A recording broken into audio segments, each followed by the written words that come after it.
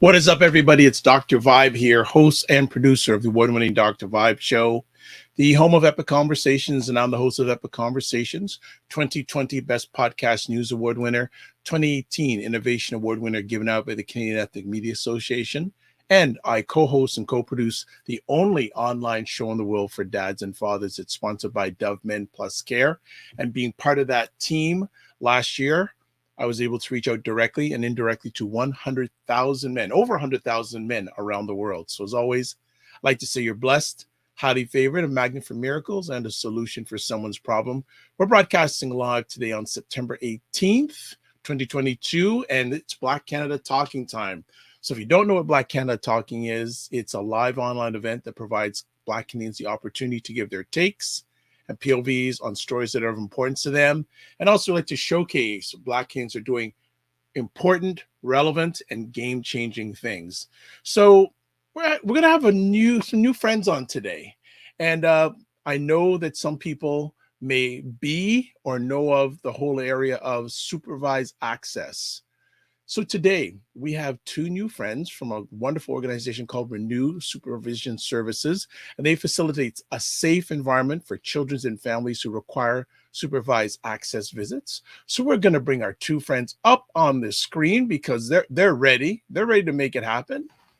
Techenia Archer and Derek Woodruff, how you doing? Hi. Hey, we're doing really great. Thanks for inviting us. Yes. Well, hey, this is an important subject that unfortunately, some of us either directly or indirectly are exposed to.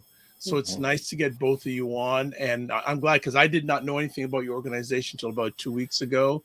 And thank you to Kezia, who made me aware of this to make it all happen. Yeah, and I'm looking forward to a educational and enlightening and informative conversation from both of you. So I got the right people at the right time at the right place. So I'm confident. I know you're going to do great. Well, we're excited. We're excited to share about the work that we're doing, and just having this conversation. And if there's any questions that need to be asked, and just to have a good conversation about this topic, because you're right, it is important and it does impact our community and most communities, if not certainly all communities. So. Absolutely. So I always like to say ladies first. Okay. I'd like to get some background on our wonderful ladies on the screen today. So could you share a little bit about your background with our family? My name is Techenia Archer. I'm a registered early childhood educator. I'm the service support coordinator with Renew Supervision Services. And my role is I do parenting courses. So how I kind of got started into it is I worked in childcare, was working with lots of different families in Toronto.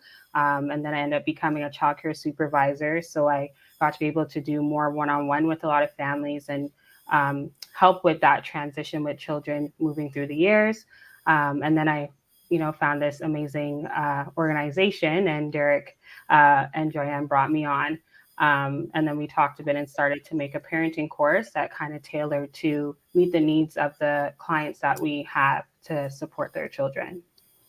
So Techenia, why did you go into this madhouse world? What got you into it? I think for a long time, I've always wanted to do something with children.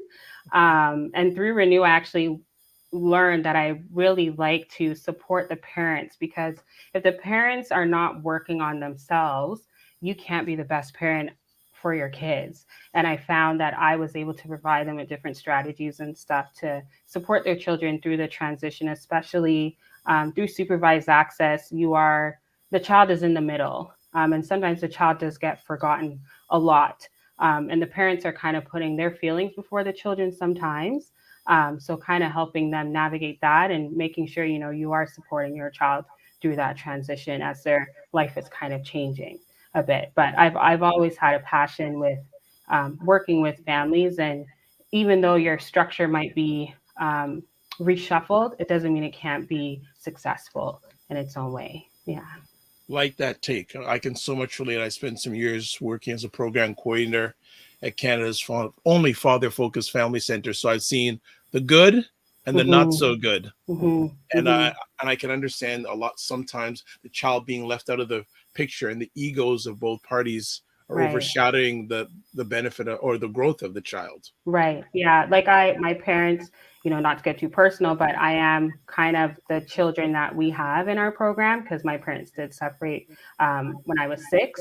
So I kind of lived it a bit. And through my own experience, I realized, there is a need for an organization to kind of support families with this. Like there's not much out there. You can do as much counseling and stuff, but with the stuff that we do, it's changed a lot of lives for the children and really have helped and support them and their families tremendously. Well, and also I like how you shared that you have some lived testimony on this. So Mhm. you've experienced it. So that adds to the credibility that you bring to the organization. Well, let me pass it over to Derek. Can you give a little background about yourself, sir? I definitely will, but I think Techenia is also being a little modest because not only is she responsible for doing our parenting programs, or at least assisting with our parenting programs, but as you can imagine, during these custody access visits, not all of them go well. Yep. There's a lot of hiccups that happen along the way. And so Techenia is also in part responsible for kind of problem solving those challenges so that the next week that the visits happen or the following day, that they can run a little more smoothly. Because a big part of Renew isn't just to provide this service wherein, it's great, parents can't see their kids and we have a monitoring person there, but we want them to succeed. So we got to address the underlying reasons for the court orders for supervision in the first place, but also how do we make them successful? How do we help move a family from needing supervision to not needing it? Right. And so Techenia also plays a key role in all of that piece. So that next visit just goes a little bit better, not just for the parents, but also for the children. So, and that's a huge task. It's a huge task. So thanks. So you're getting props. Take them. Thank you. All right. You do amazing work. And we couldn't do it without you. Wonderful. Yeah. So Derek, a little bit of background about yourself, please. Yeah, so I've been doing kind of social service work. I live in Toronto for about 20 years already, and just supporting parents and families in different capacities in that time. And I think Renew really is a culmination of all the work that I've done, along with my business partner, Joyanne Oliver, who's not here today, who's a paralegal, and just bringing all that work together. And I think then what you see is Renew, which kind of, as I alluded to, isn't just about providing this opportunity for parents to be supervised, but more than that, to really address the underlying reasons why these court orders were put in place in the very first place. So hence Techenia talking about parenting programs. We have anger management, and then we've got wonderful online present child and family therapists that deal with kind of the emotional and issues, or if there's mental health issues or concerns. We also talk about what's called reunification therapy. That is when a child, for whatever reason, a variety of reasons, just really doesn't want, or is there's some parent-child contact problems between the child and the parent. And our therapists are there to kind of help mediate and bring these families together. And so I think Renew is a culmination of my experience, Joyanne's experience, and our real desire to just see parents and families succeed. As is yours, doing the dad's program for all these years. There's something in us that drives us that we need you to be successful. It's the idea we almost hopefully put ourselves out of business, right? The more families that can transition from needing us to not needing us is a huge win for us. When we get those emails and saying, hey, Techenia or Miss Oliver or whoever that they're communicating with, we no longer need your services. The judge has awarded me unsupervised access. We celebrate. Like, it is a wonderful moment for us. So that's kind of where we are. Excellent. So Derek, take us back to how did the organization start? What can you? I love when I see success. I like to hear the process on how it got started. Yeah. So as mentioned, we've been kind of doing kind of social service work, and Joyanne and myself had always been I know her from all the way from high school. So we've known each other for many, many, many years. And so we're working with started another business before this, actually, called Help Me Settle, which was supporting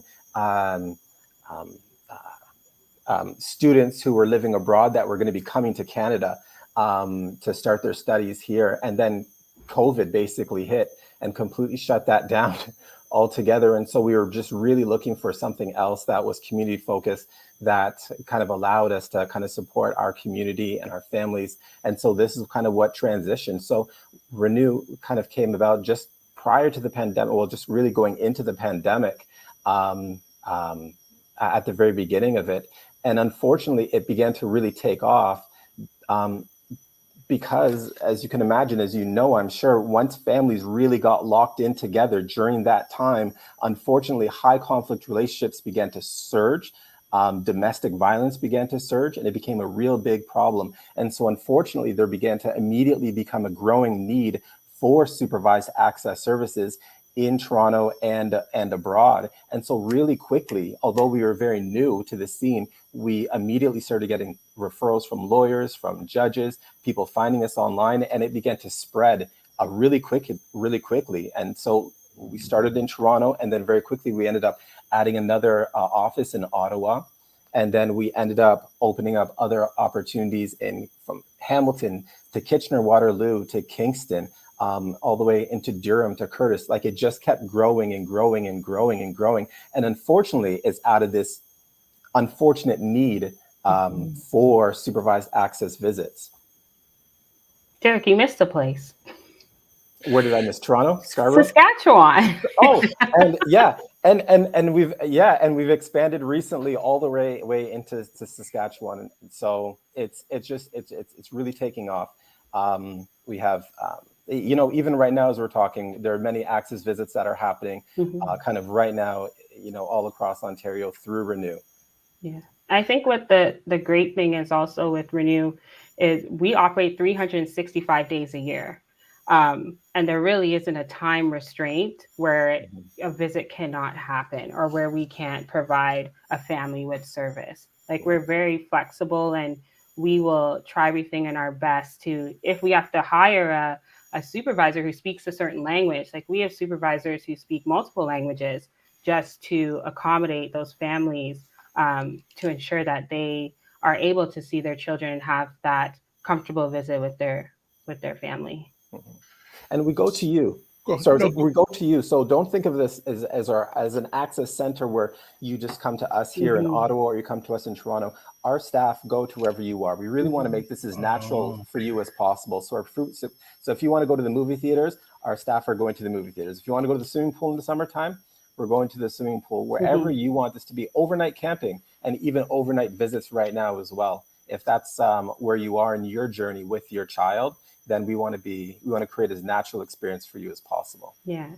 We're trying to mimic what it would feel like to be unsupervised, if that makes sense. Yeah. So our supervisors, they're not wearing a t-shirt or a badge or anything like that. We try to make it feel as authentic as possible.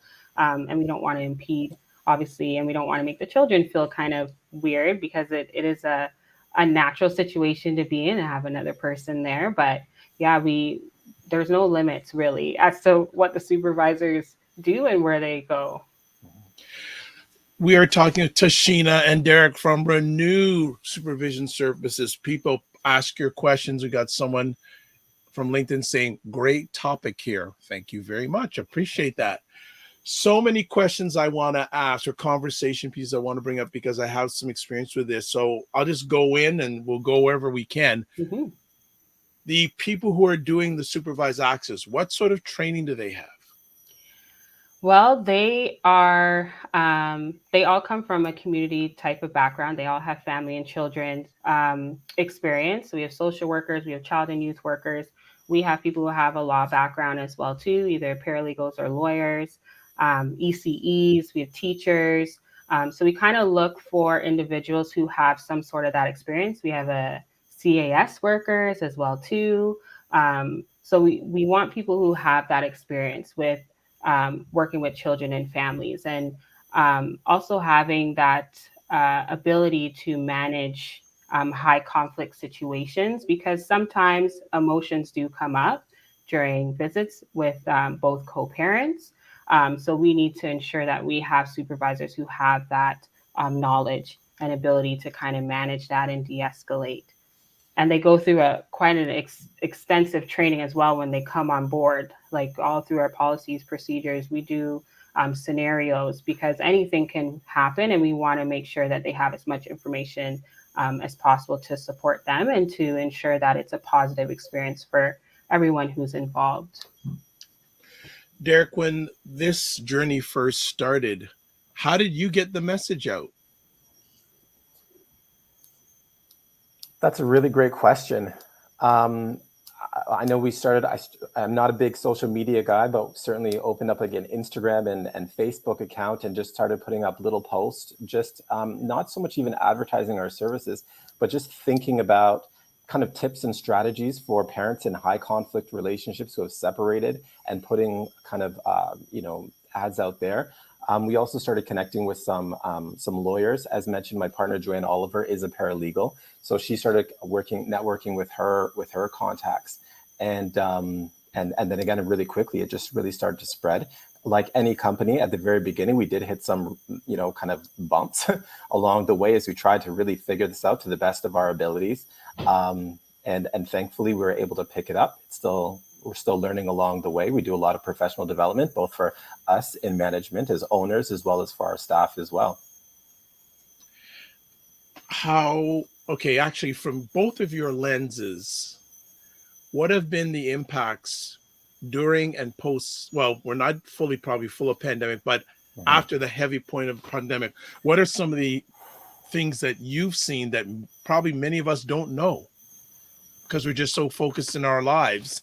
What are some of the impacts, either good or not good, that you've seen because of the pandemic and the impact on families? Derek, do you want to go? Start? Sure.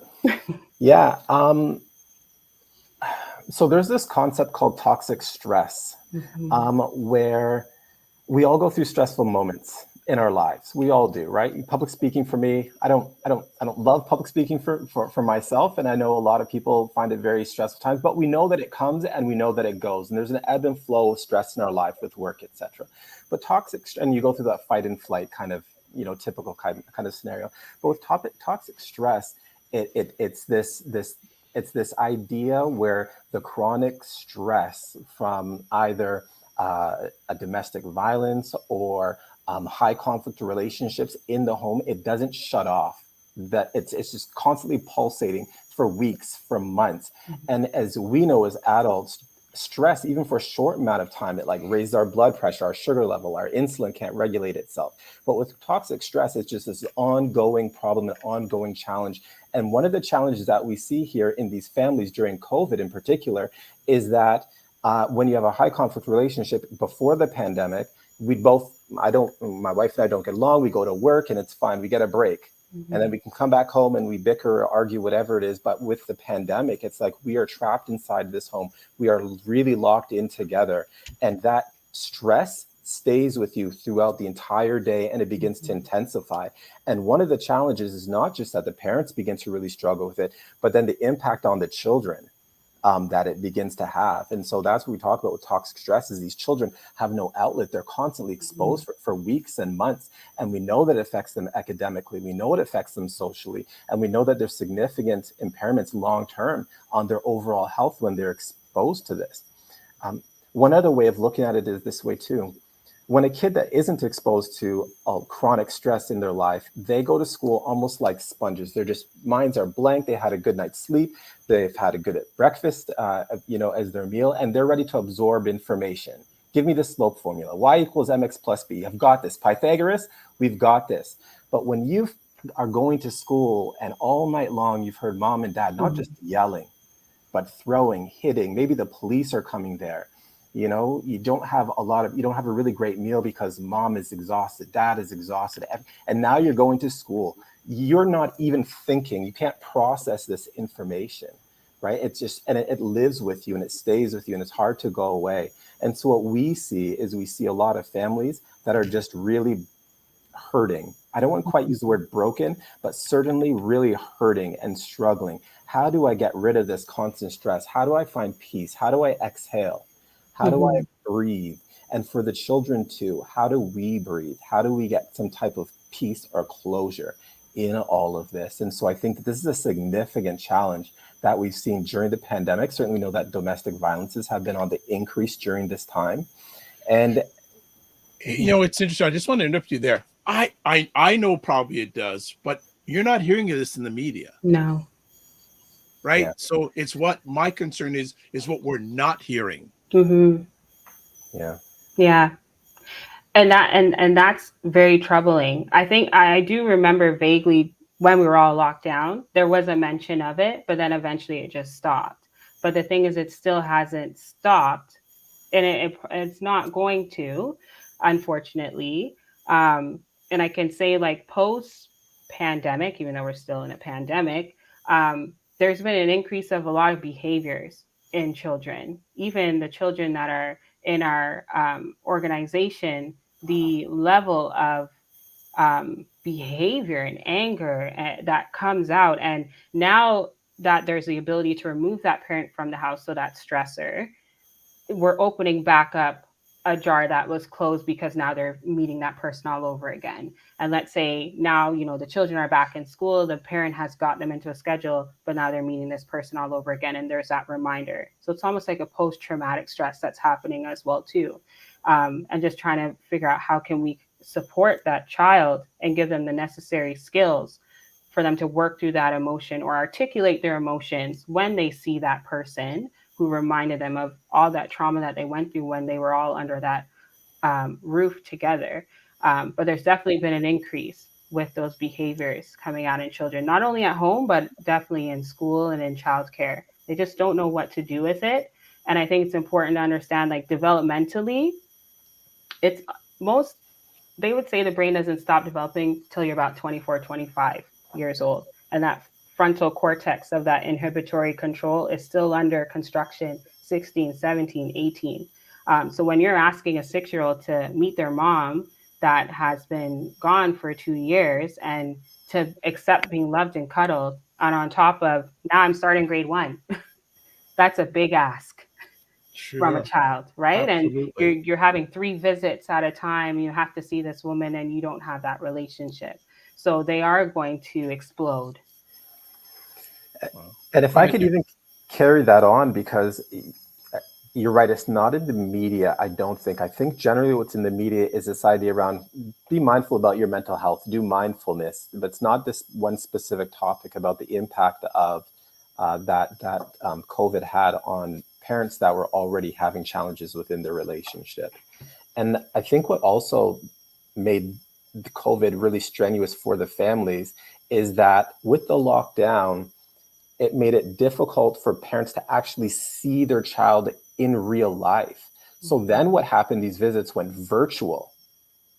So then imagine what you have is a parent that is now out of the home, are not able to spend that time with the child, can only see that child virtually, and the child is under 5, under 4, under 3, maybe they're only 6 months of age, right? How do you really do that bonding that we know as parents that really happens in those formidable moments in those first years of life when all you can do is see them virtually? It's not just a matter of the child bonding with you, but it's also the parent bonding with the child. So we talk about like tummy time, all like that skin to skin contact that we have with children that really makes a difference for us as parents, for us as fathers. All of that is gone in this time. And so now we come out 2 years of being estranged from your child and now beginning to see your child face to face. A lot has been missed, both in terms of how they feel about you, that bonding, but then also how you've bonded with your child. And the anger then that comes out of there. I missed 2 years. I missed a year. I missed 6 months. I missed 8 months. Those important moments are gone. Wow. So, but here's my other concern. Outside, like, there are not enough organizations like your own who are doing this. There's a gap. There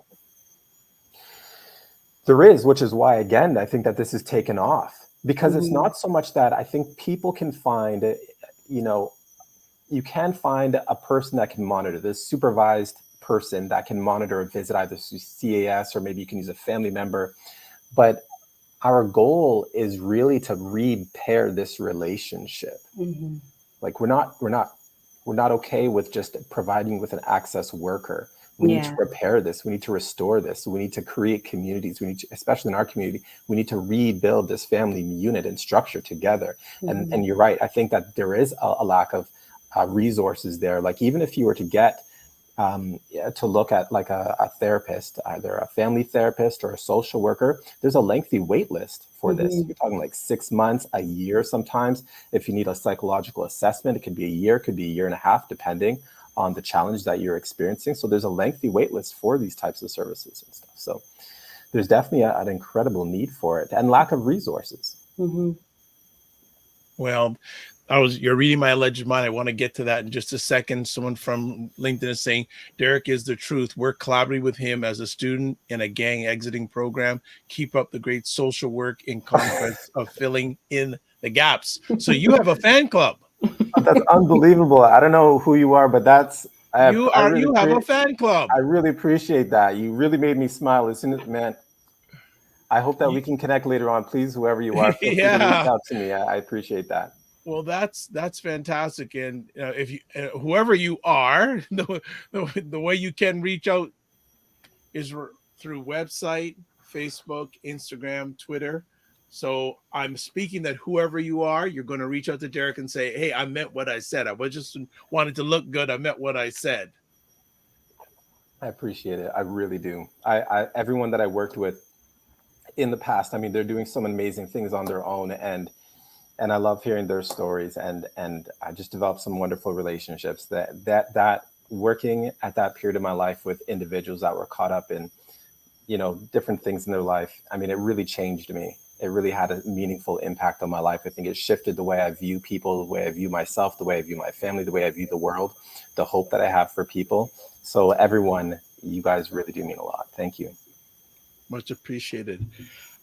How do people find out about you now compared to at the beginning? Because Derek, you said at the beginning you had to reach out to people. What's happening now? The family court. I think we're like one of the top recommended supervision services right now in family courts. And the lawyers are just talking. We have people call every day, like just crazy amount of phone calls. And maybe we should start asking, like, how did you hear about it? Some people are Googling us. That would be a good idea. No, we do have it there. It is on the form. It is at the bottom. And many people, Techenia is right. They mostly find us through the family court. It's amazing. It's an amazing feeling to see that on an actual court order from a judge, they have said this family must go to renew supervision services for this particular reason. Certainly lawyers now are reaching out. Techenia is right. Like we get a number of calls throughout the week for services. So certainly judges, lawyers are our biggest referral space right now. And then people are finding us online. Wow. Are there other organizations doing what you're doing? Well, there are others that are doing the supervised access for sure. And I think that there's some others they're trying to address some challenges, but I think Renew we've really focused on that. And I think it's because Joanne and myself have a social work background. Like we are embedded in the community. So our entire lens is, I need you to succeed. So it's what drives us. It's what drives us that we brought Techenia on board as our service support coordinator, because we weren't satisfied with just offering the service. It has to be a service with excellence. We have to succeed. So it is what drives us. And I think that really makes us unique. Certainly what makes us unique, one factor or one thing for sure is that we offer reunification or reintegration therapy. And again, what does that mean? Because most people go, what did that mean? That's a nice term, but what does that mean? Give me English. Yeah, so it is a fancy word, reunification therapy or reintegration therapy. Sometimes it's called another term. Here's a bigger one, multifaceted family therapy. But it is a form of family therapy facilitated by a therapist that is driven with the goal of reuniting a child and a parent. So there's a parent-child contact problems. Maybe there was a history of mental health. Maybe there was a period of estrangement. Maybe there was some type of violence. But whatever has happened, the child and the parent aren't communicating well. There's a breakdown there. And in particular, oftentimes, the child wants nothing to do with the parent. It's very difficult to bridge that gap. and reunification or reintegration therapy is to try to figure out how do we bring these two people back together in a way where there's a meaningful relationship. How do we rebuild, or we call repair, this fractured relationship? So let me get some clarity here. Does your organization deal with the relation between parents and children and parents between each other? What are the focuses of your organization? Is the rebuilding between the parent and the child, or does it also include the parents with each other? So it's the whole family unit. So a big part of it, so a part of reunification therapy is there's a co-parenting component. It's how can we work together for the best interest of the child? Mm-hmm. And you have different models for this. So if you think of a spectrum or a line, on one end you might have co-parenting, and co-parenting works really well if there's somewhat of an open line or some type of healthy channels of communication between you and a partner. It may not be great, but it's there. And this is why I'm talking about a continuum. So imagine at one end, you actually have great lines of communication. You're separated, but you still work really well as together. On the other end is what's called parallel parenting. Mm-hmm. Imagine, when our children are really small, the two children are together and they're kind of playing, but they're not really interacting with one another. They're kind of doing things separately. In parallel parenting, we have one set of norms at one house and another set of norms at the other house.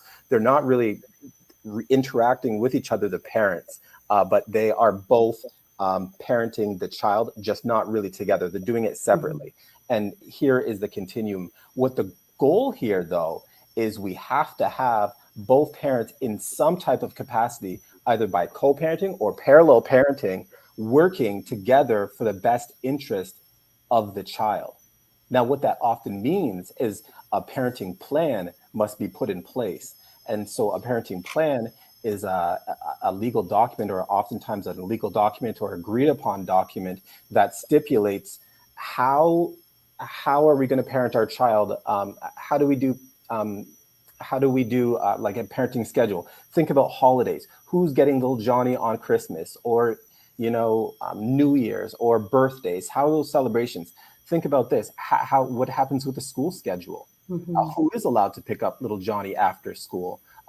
How are we going to do the activities together? We ourselves can't communicate at all, right? We're in a high conflict relationship, but we need some type of an agreed upon document that talks about this decision making. What happens to the medical needs of the child, to the academic needs of the child, to the social needs of the child? How is all that spelled out? So then, to come back to your question, does Renew just kind of work on the parent-child relationship, or is it the parent-parent relationship? And the answer is it has to be everything, because unless the parents can really work together in some type of way, they're never going to be together again, but they've got to figure out some type of way together. Then little Johnny is just kind of left with a whole bunch of question marks that oftentimes ends up in disputes. So a parenting plan is often one tool used to bring parents together with some type of concrete game plan here. Techenia, would you like to add anything, or is he doing a good job? I think he's doing a good job.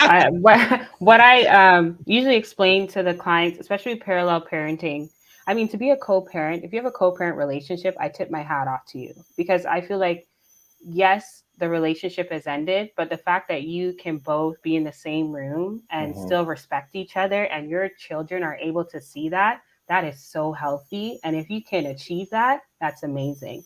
But with the parallel parenting, you kind of view it as almost like a business a business contract, where there's boundaries. There's a lot more boundaries involved in it. And there has to be a lot of effective communication, and really understand that any communication you do with the other parent strictly only has to be about the child. You're not bringing up past stuff that have happened in your relationship. Everything is just about your children, and that's it. Okay, good stuff. Well, we found out who the LinkedIn user is, Christopher Lawrence. Oh, that's great. So we work together. Hey, Christopher, I think you know my number. You need to reach out to me, but I appreciate it. No problem. And really I think great. He also has a comment here. What we are talking about are the areas that require tissue for a lot of issues. With your organization, are there any built synergies that can or are supporting the work that you are doing? So are there other agencies that are kind of supporting the work we're doing? I guess so.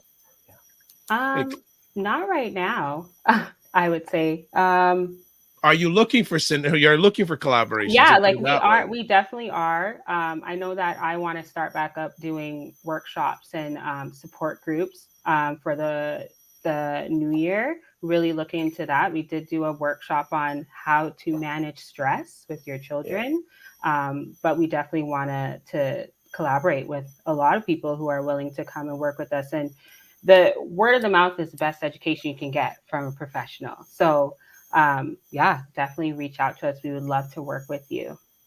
Excellent. The clientele that you're working or helping, I like to say working, helping. I don't like to use the word helping. What is the demographic? It's a variety, I would say. I for the Black community, I won't say that there is a lot, but socioeconomic wise, it varies. We have kind of like across the globe, I'd say, like we have Chinese, we do have some Black families, we have white, we have European, we have South Asian. So we don't favor one type. There isn't just one set. We have some families who may be on welfare and have a payment plan with us. And we have some families who may be more affluent. It doesn't matter. Whatever walk of life that you are, everyone goes through something. And we're just here to kind of support them with that. Okay. You bring up something again that was going on in my alleged mind that you brought up. People need to realize this is not a free service. No, it's not. It is not. Just kind of the breakdown. So the hourly rate for in-person is $50 an hour. And Derek, correct me if I'm wrong. So we provide written notes from our supervisors, but it depends on the duration of the visit. So from 1 to 4 hours, it's $25 an hour plus HST, 1 to 4.5, and then 5 or more, then it's 35. I'm trying. There's so much. 30. If you do go on the website, if you go on our website, you can definitely see the breakdown of the cost. Yeah, service fees. Yeah. Excellent. Good stuff. But again, we work on a sliding scale as well. We really want to help you as well. So we understand, like Sheena said, maybe you're on OW or maybe you just need some additional support. I mean, you're right. It isn't free. It's we have our operational costs to cover as well. But we do work with families. We want you to succeed. Yeah. Excellent. And as you mentioned, I'm just going to bring it up because people are saying, "Well, what are their fees? What are their fees?" So, yep. So if you go to the website, we're gonna bring it up right now. There you go. Yeah. Service fees. There it is. So there you go. So those are the service fees. Yes, and the visitation activity plan is actually what I work on with I like to call the secondary caregiver. So that's your visiting parent. And that's just kind of to help and support them with making that first few visits successful. Especially if you're kind of going and you haven't seen your children for a while, there's definitely going to be emotions there. You're going to be nervous. You may feel like, oh, I don't know, I haven't seen them for a year. What does a five-year-old do? So I kind of help them and walk through them, given different activities to kind of take that stress away and help them kind of plan a bit of their visit to make sure that it goes smoothly as possible. And I do work with the primary caregiver as well too, kind of provide resources about their own mental health or to help their child as well emotionally, because they are going to come back with a lot of emotions. So I do get to speak with both sides to see how I can support their child during this time. And if I could, Dr. Rab, if you don't mind pulling up the website one more time, because there's a lot of really great free resources that we do have here. And one really ties into what Sheena has just said. So where do you want me to go on the site? If you go to, I think it might be called resources. Mm-hmm. Yep. I can't see it to your. There's a drop down. There's blog parenting guide. Yeah, the parenting guide. You had it shared before, so I was able to see the screen, but I can't see it now. But I'm gonna go there right now. No problem. I thought that's where you may be going, so just wanted to make sure. Follow your lead. Parenting guide. is Yeah. not what we're looking for. I know it's the greatest look, but yes, that's okay. If you scroll down now, so this is under, parenting guidance. So you can see, actually, if you stop and just look at kind of the guidelines there, scroll up for a moment, just to the table of contents there. So you can see, so if you're a parent right now and you just want some specific kind of guidelines or supports around how to, support your child through this, especially if you're separated and in a high conflict relationship. It says infants to toddlers, preschoolers, elementary and adolescents, etc. So here would be just one kind of free resource that you can get some information based on your child's age about how do I support my child? I'm in a high conflict relationship. We're separated. Things aren't going the greatest. This would be a resource. Second one, we have a wonderful blog site as well here. Where there's lots of topics, especially as we move into now we're into the fall. We'll be moving into the winter and the Christmas as well. We talk a lot about, on the blog, how do we support our children, doing, during these visits. So here are some really great blogs that you can read, some really great information. Excellent. So I'm just gonna unclick that, and if people want to get to that resource of the parental guide, there's the link for the parenting guide, so you can certainly copy that and read and learn at your leisure. Yeah, absolutely. And one is really important, especially as we head back to school, in terms of strategies needed, when you're in a high conflict relationship, to really think about what the plan is for navigating the whole school experience. We take it for granted sometimes, where, we just go and we drop our kids off and we go and pick it up. In a high conflict relationship, it's much more challenging than that. It's who's picking up the kid, and does the school even know who's allowed to pick up the kid?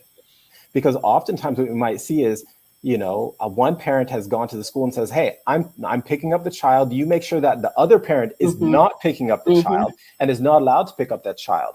And so the teachers aren't social workers, they're not lawyers. They are assumed that you're telling the truth in general.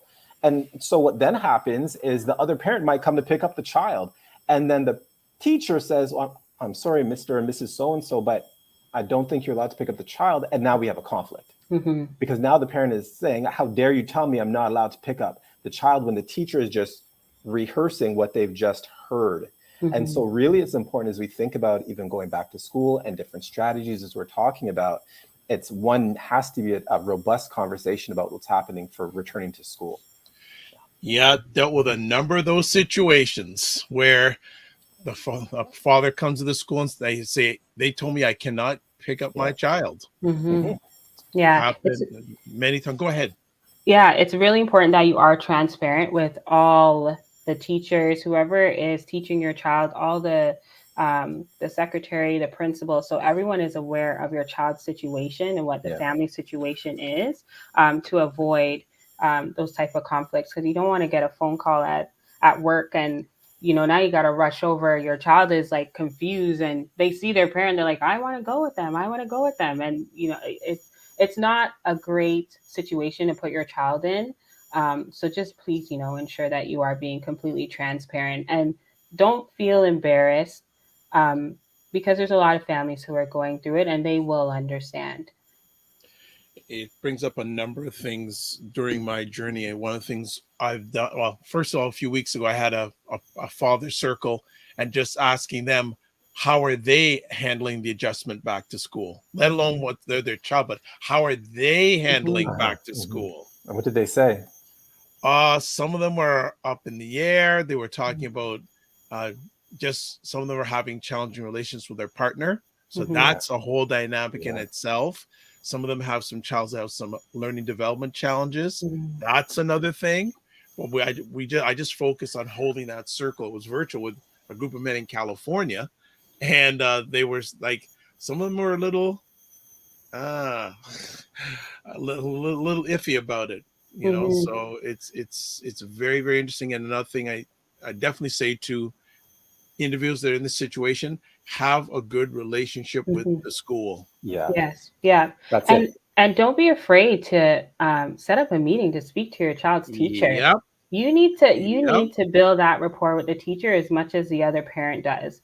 I can say working in a school environment, the teachers appreciate the parents who are right there, every parent conference, anything that comes back in agenda, they're calling, they're emailing. They appreciate when a parent shows up for their child, regardless if you are put as the main contact or not. They want to see those parents active in that child's life, and they'll take you serious.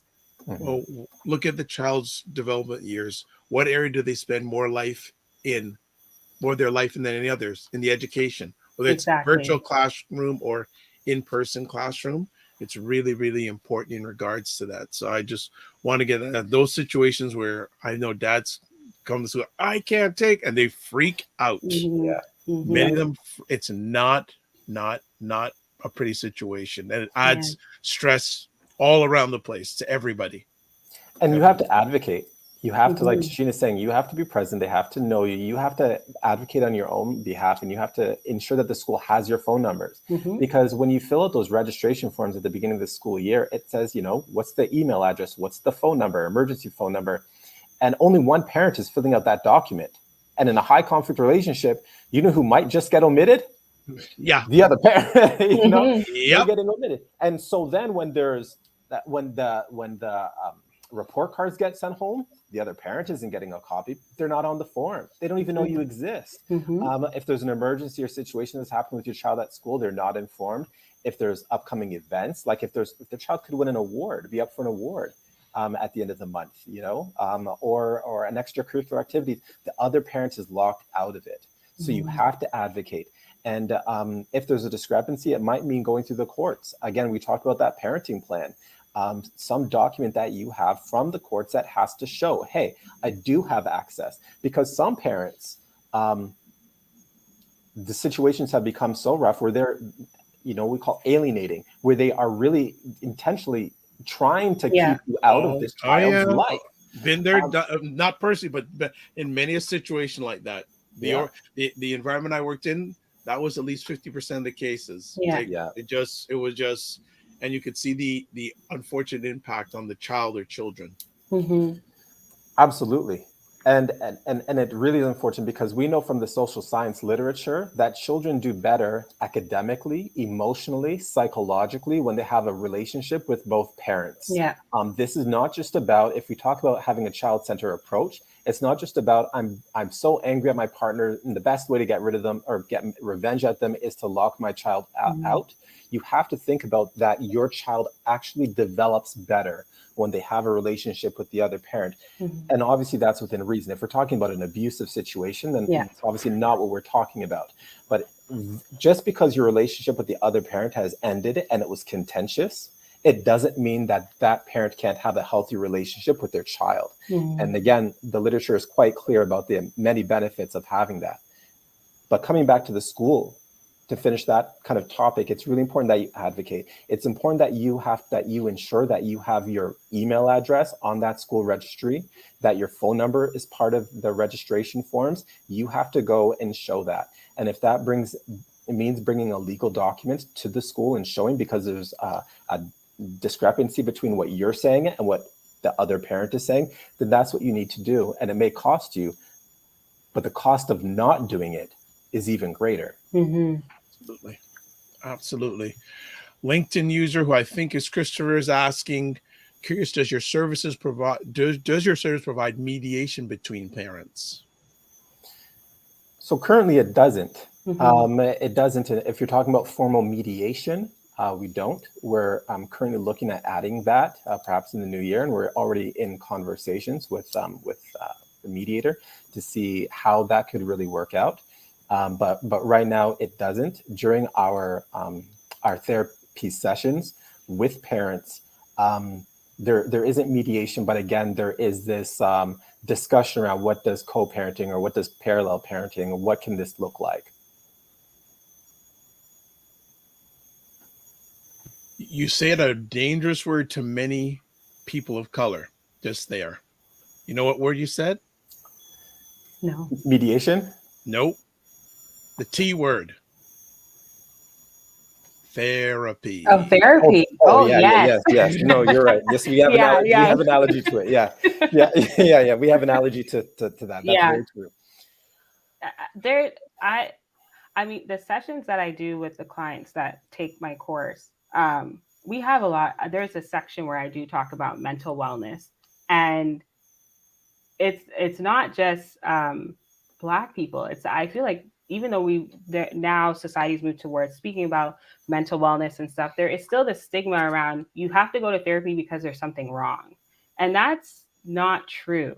Um, Going to therapy can be a beautiful thing because there might be strategies that you may need to continue to be the best person that you can be. You just don't go because something is not working. If your family has to be reshuffled, therapy can help tremendously.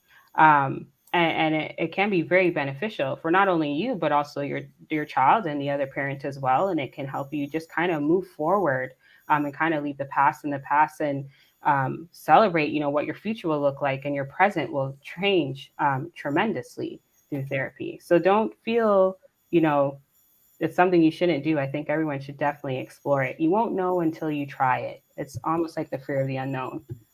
But you are right, Dr. Rabbit, if I may. So you're right to such a degree that when I first introduced the therapy, I didn't call them therapists. I actually called them parenting coaches, because I tried to think of another way to engage our community, because I know that we're not doing therapy. We're going to resolve our problem on our own. I've since kind of moved away, but your point is really, we definitely get it. So Fitnance IQ Cam says, don't say therapy to most Black folks, true. LOL. And she goes, especially the older generation. It's true. It's true. It's very true. Facts. Yeah, very true. Facts. Yeah. But we need to, because you talked about, like, so another thing that we have is kids that are on the spectrum, right? They have like ASD. There's some type of like a developmental challenge there, and a social worker or somebody can, one, they need to assess your child, and secondly, you need to have a plan that's rolled out with that one parent. And then secondly, you need typically somebody to then communicate that plan with the other parent, right? Because the one parent who has decision-making or custody or whatever you want to call that with the child, they're the one that's working with the behavioral therapist, the ABA facilitator, whoever's involved in that situation, but the other parent is locked out of it. You need someone that can translate this document. And so a therapist, a social worker, you got to get professionals involved. Yeah.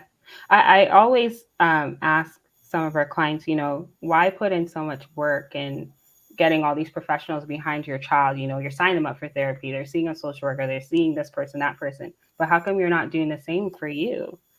Because you're still growing as a parent. You need the support. You can't forget about yourself. Good point. Be the best example. Exactly. Be the best example for your young children.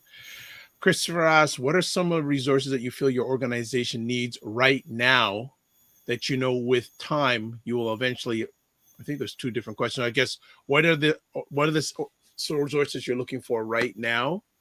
Or just leave it at that. What are you needing right now? So what are the needs of the organization right now? Well, I alluded to the fact earlier that there's such a wait list for social workers, for therapists, for those kind of professional services. And so right now we're hiring more therapists so that we can reduce the wait list that we are beginning to develop. So we are. What sort of qualifications do the candidates need to have? Yep. So for a therapist, it's a non-negotiable. You have to have a master's degree in social work or psychology, because it's important that. And you have to be registered with your college, because as much as possible, if a parent has work benefits, you can pay for this through your work benefits plan. So that's one. And then secondly, you have to have at least 3 to 5 years of experience of working with parents in high conflict relationships with children who are resisting or rejecting contact with the parent. So master's degree, registered with your college, 3 to 5 years at the very minimal of working with a family systems model. And for people who are watching during the conversation, the letters CAS were mentioned, and some people may not know what Yeah. CAS is. So would you care to educate those? Because I have a global audience, they may not know. What's a CAS mean? That's the Children's Aid Society. So it is an organization with social workers where if you are working with children, we have what we call a duty to report. So if a child is experiencing emotional, physical, mental, psychological, any type of abuse, they are called upon, and then they send a social worker out to kind of assess the situation. And that family would work with the social worker to see what is the best course of action with maintaining the health and safety of the children. Yeah, and you're right. Especially, I don't think they use CAS in the U.S. No, but it's I think it's different. protection agency. Yeah, I can't remember what they're Okay. called. But yeah, Okay. Child Protection Agency. Yeah, I think that's what it's called down south. Excellent, excellent. What's next? What's next for the organization? Looks like things are growing. Or how are you managing growth? Maybe that's a better question for what's next. How are you managing growth? hour by hour, day by day. Yeah, we're just taking it day by day. What's next is our support group. I definitely want to get that up and running and get some workshops out to kind of reach out and support our community and other communities as well too. Derek, question for you. Do you have enough representation on your staff of Black males? Did I ask a bad question there? Well, It's not a bad question. It's not. So, I was okay when you said Black, because we do have Black females. Black males in general, are kind of underrepresented kind of in this space, in the ECE space, in the social work space, in the teaching space. So Black males, we do have some, for sure. We have a couple. I can think of them in my mind, but the fact that I can say out of the many that we do have, that I can say, I can see a couple in my mind, shows that there's an underrepresentation. And so, to be a supervised parenting time facilitator, you don't need a master's degree. No. We do look for somebody that has a background in the social services. Again, think of ECE, think of child and youth worker, could be teacher, could be even an undergrad in social work. So we certainly welcome those. And we do need strong Black male representation figures in this role. So if you're interested, certainly send us your resume. Excellent. Fantastic. Now I'll say what's next. It's exciting. I think what's next is, Techenia has such an important role as a service support coordinator because her focus is service excellence. We have to continue to develop a service excellence model, because sometimes what happens is when you grow, that quality begins to wane, and we cannot have that at all. We have to provide, as we develop and as we grow, the same level of care for every family as we did when we were smaller. So Techenia has a lot of responsibility here to manage all of our clients across the different regions. And if that means bringing on additional supports in that capacity, then that's what it means. But we cannot wane on quality. It matters most. So one is being mindful of that. Secondly, again, we're expanding our clinicians. That's really important. And then thirdly, we're looking at really launching an intimate partner violence or domestic violence program for the new year. This has been something that we started working on, but what I talked about before, reunification or reintegration therapy, has really taken up a lot of time because there's such a need for that particular resource right now. But intimate partner violence, IPV, is really on our radar right now. You mentioned I'll get both of you to answer this. The term service excellence was just mentioned. In the hard work that both of you do, what does that mean, service excellence? Oh, how do you sum that up? It's just this, it's feeling like someone cares about your situation. Everyone's situation is individual, and just making sure that, you're still feeling heard, you still are feeling protected and safe with us. And that is very important to us, because we do understand we are dealing with clients who are probably at the most stressful part of their life, and their children, they're coming into our care. So those are their babies. So we want to make sure that we are, documenting stuff appropriately, make sure that we're answering their questions or any concerns appropriately, giving them any resources that they need. Even with the lawyers, we want to make sure, we're meeting their expectations as well too. So we welcome that feedback, and I take that and I bring it back to the team and say, hey, what can we do differently to make this even better? We just want to try and support everyone who's using our service to the best of our abilities and making sure they're leaving happy. Yeah. Okay. And which is hard when you're talking about high conflict relationships, or even somebody with a high conflict personality type. Mm-hmm, mm-hmm. Another thing that I would say about service excellence is it's not just always about the clients, it's also about our staff. Mm-hmm. We're very mindful that they sometimes have very stressful visits. It's important that we're there to support them. It's important that they feel that we're there to support them as opposed to just a lip service. So it's also making sure that service excellence extends to our staff and not just to our clients. It has to be both. Mm-hmm. Okay. So question early on in our conversation, and correct me if I'm wrong. Oh, okay. So let me say, so your staff can go to the client? That's what they do, yes. Yep. Okay. So there isn't a place that they can come to you. You go to the client, correct? We go to the client, yeah. We do have an office space if that's what needs to happen. Yeah. But primarily we go to you. We're trying to create natural spaces. When you have a 4-hour visit in a small kind of parenting time space, yep, it's a very long visit in a very confined space. Is to be outside in the playground. Exactly. Being outside in the playground and to travel. Yeah. Yeah. Okay. Just wanted to make that point clear. So people may ask, oh, do they have a central spot, et cetera, et cetera? No, you go to them. I think your clients. Yeah. Next question. 5 years from now, where would you like to see Renew Supervision be? We'd like to obviously expand in a few other provinces, I would say. Yeah. I mean, now that we're in Saskatchewan, we're really excited about that. How did that, by the way, how did that happen? It's so interesting. I don't know what to tell you, Dr. Vibe. Just tell me the truth. Just tell me how it happened, brother. Okay, I'll tell you this. About 3 months, about 3-4 months ago, we got a call from a lawyer in it's in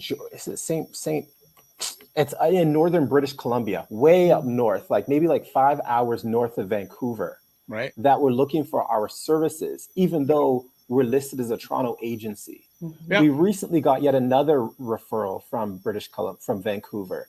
Yeah. And so the answer to your question is people in other provinces are contacting us, including not many, but several, a sufficient number in Saskatchewan that led us to realize that there was a service need or service gap in Saskatchewan, which then led us to open up another location over there. Mm-hmm. Wonderful. Good challenges. Yeah. Good challenges. Well, as we start to wind down the conversation, are there any messages you'd like to share with our audience before we hopefully let you go and have a bit of a break? I would say one thing if you're listening and you are experiencing this in your life and are struggling with the fact, is this going to work for my child? And I think it's important to understand that the child experiences each parent differently, and the relationship that you had with that partner may not be the same experience for your child.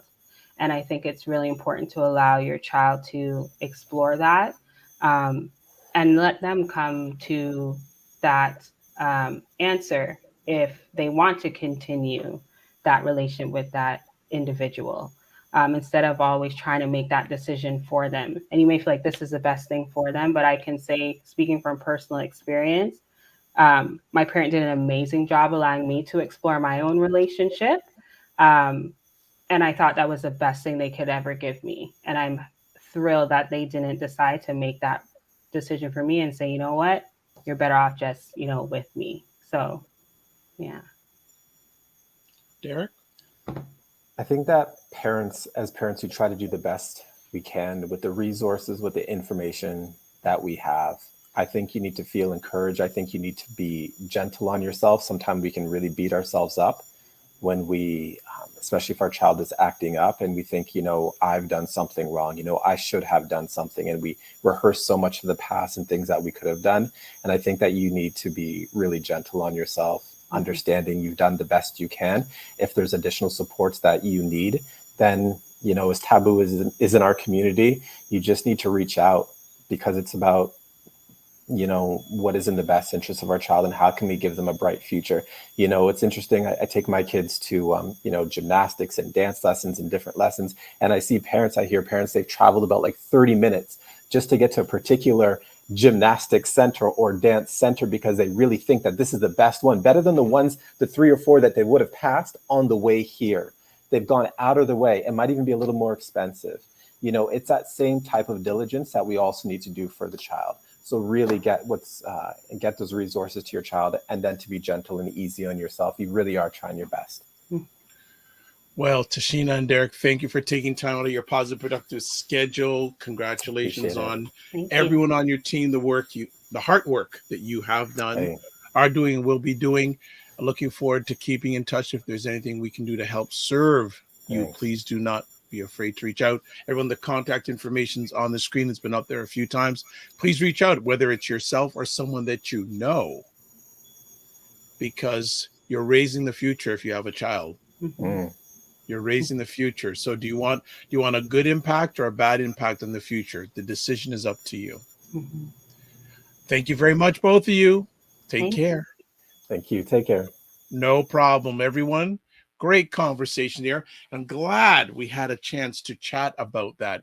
Don't get a chance to talk about it too much. And I have experience working in this field. So, hey, make sure it's helpful for everybody.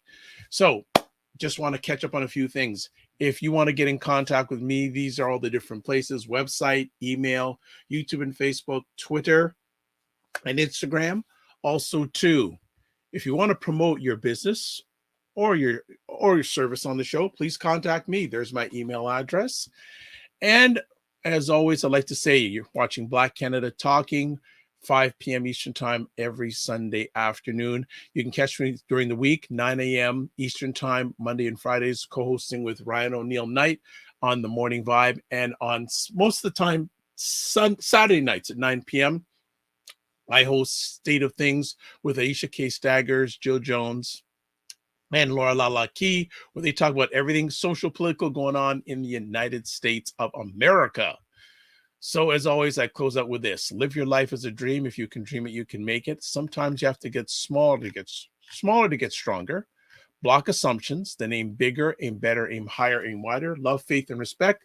Remember to give yourselves grace, and God bless. Peace well, keep the faith, and walk good. We'll see you soon.